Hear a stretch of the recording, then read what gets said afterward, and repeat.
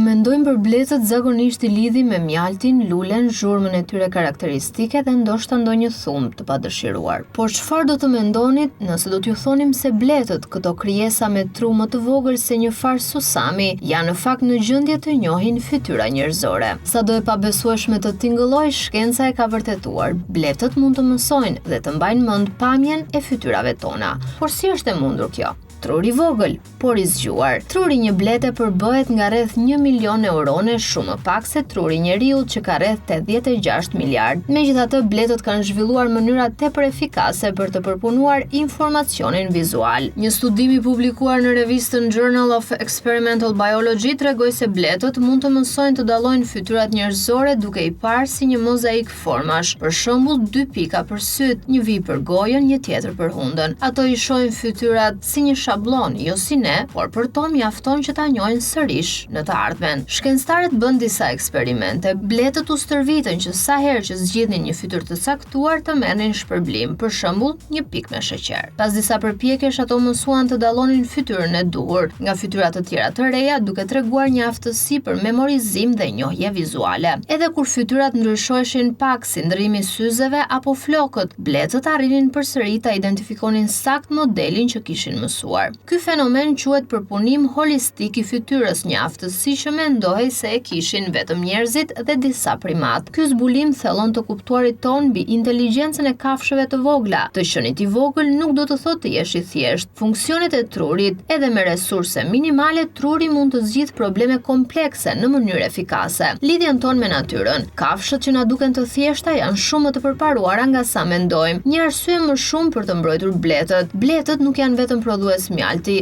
ato janë polenizuesit kryesor të planetit dhe mbështesin ekosisteme të tëra. Nëse janë kaq inteligjente sa të njohin fytyrën tonë, ndoshta është koha që edhe ne të fillojmë të njohim më mirë ato dhe t'i mbrojmë.